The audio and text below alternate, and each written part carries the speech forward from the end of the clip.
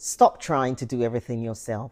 Stop trying to do that. Recently, as I studied Exodus 18, I realized that many of us are overwhelmed. We're exhausted. We're fed up because we're trying to go alone. We're trying to build alone. We're starting businesses on our own.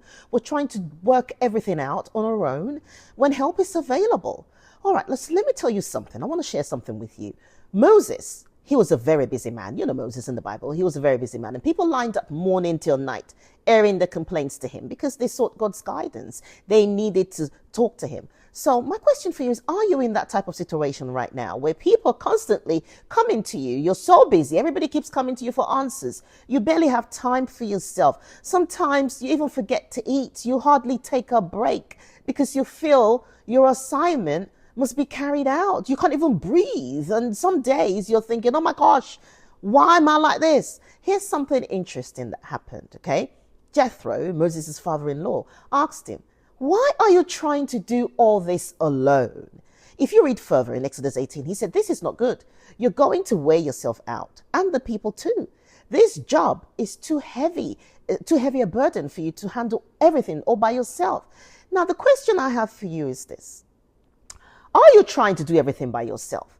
Several studies have shown that collaboration elevates and increases performance. You can't do everything all alone. Jethro advised Moses to continue in his role as God's vessel, continue being the people's representative before God, but appoint people, capable, honest men who feared God, people who wouldn't take bribes, people who would serve as judges over 1,000 people, 100 people, 50 people, 10 people. Let them serve and handle ordinary cases. I want you to really pay attention to Jethro's advice for a minute and the delegation strategy he gave Moses. Yes, it is a delegation strategy. The question is, who is helping you? Do you know that you will scale faster if you have a team?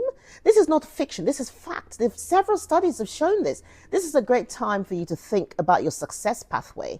Do you want to grow, or do you want to stay the way you are? Delegation is essential for growth. But before you delegate, I want you to understand something, okay? Don't just try to do everything yourself. Ensure that the team that you want to delegate to, that the team is capable.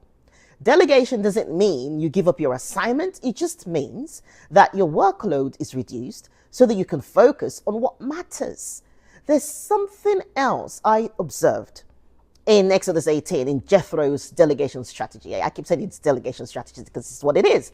He didn't force Moses. He didn't say, you must do this, you must do that, this is what you must do. But he said something else. He said, if you follow this advice and if God directs you to do so, that means this is my advice to you, but God's direction is ultimate. Do you get it now? That's my message for you. My message for you this week is, as you proceed in your work, as you proceed in your business, your career, your goals, don't struggle by doing everything yourself. Delegate. Help is available to you. Accept the help.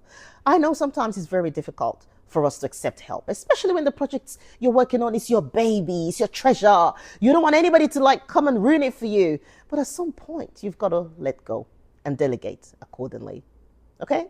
I am Belinda Renoma. iStartAndFinish.com. Subscribe, get more insights, and I'll see you next time.